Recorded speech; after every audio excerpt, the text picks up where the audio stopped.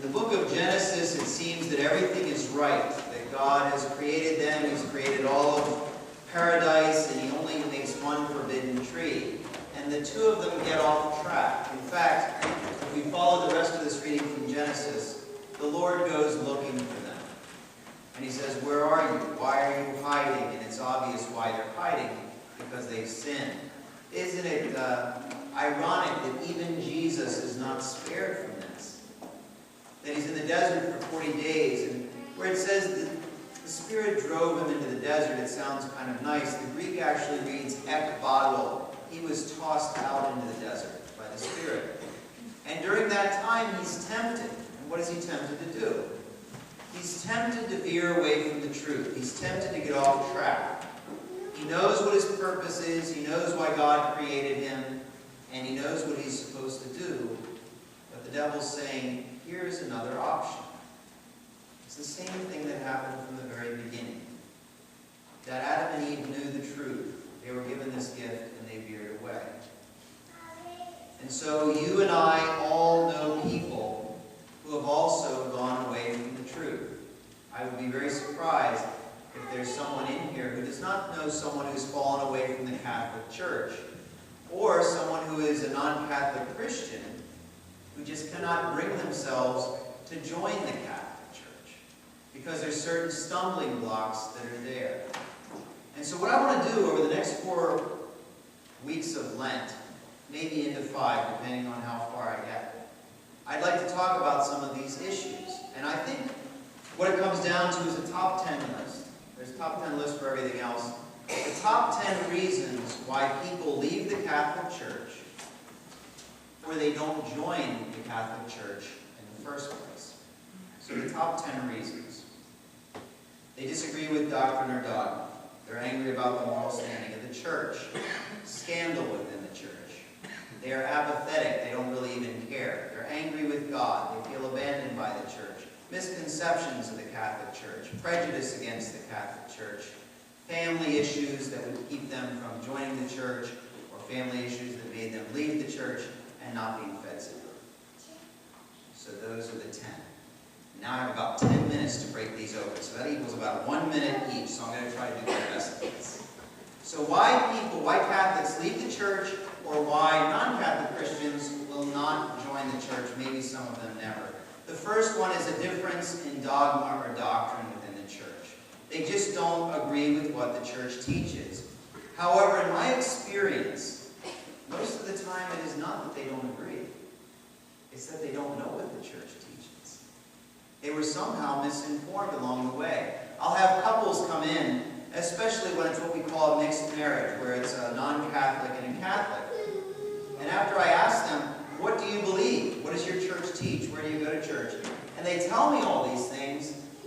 In most cases, I'll say, that sounds Catholic. That's what we believe. And then we get into this dialogue. No, you believe in this. No, that's not what we believe in. This is what the church teaches.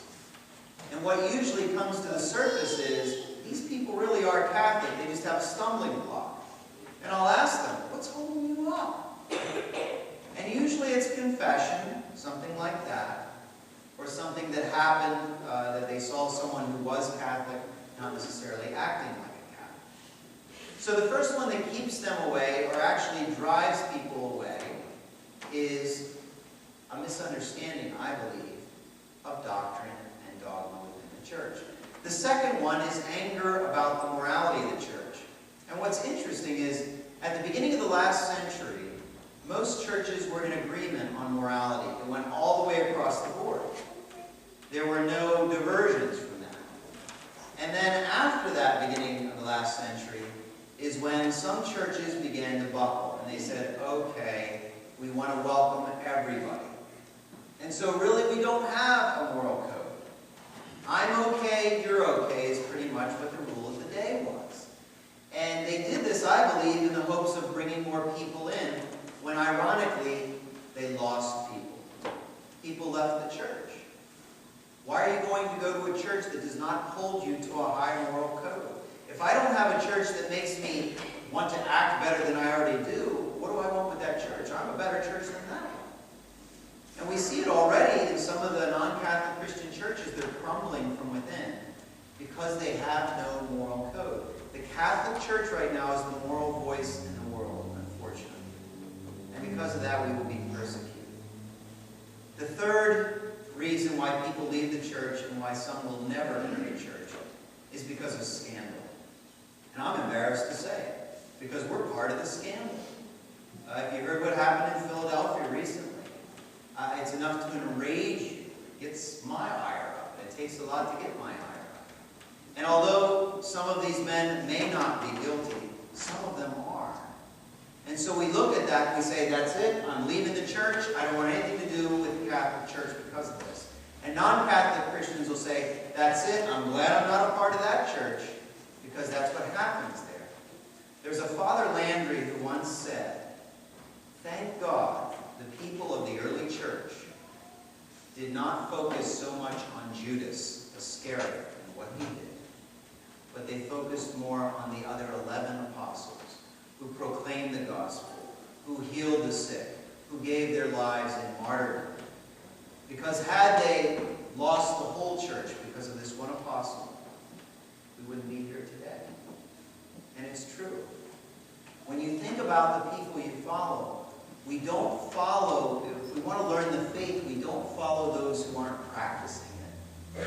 We don't follow those who are not filled with the faith. We follow the saints. And so we cannot divorce ourselves from the truth and from Christ simply because the church is made up of fractured individuals. That's who we are. We are the church, and we are sinful people. And so we realize that it is the people who fail within the church. But the truth is there. If I encounter a doctor who scandalizes me, it's not like I'm going to give up medicine. I've got to take care of my body. I can't just drop the whole thing. And the same is true with the Spirit. We cannot lose faith. We cannot lose hope because of individuals within the church who cause scandal. And this scandal sometimes will give an excuse for the fourth reason why people leave the church or they never come, which is apathy. I don't care. I'm indifferent. And I find it ironic that people are indifferent and yet they're floundering. I'm looking for something in my life. I'm trying to find some guidance, but not religion.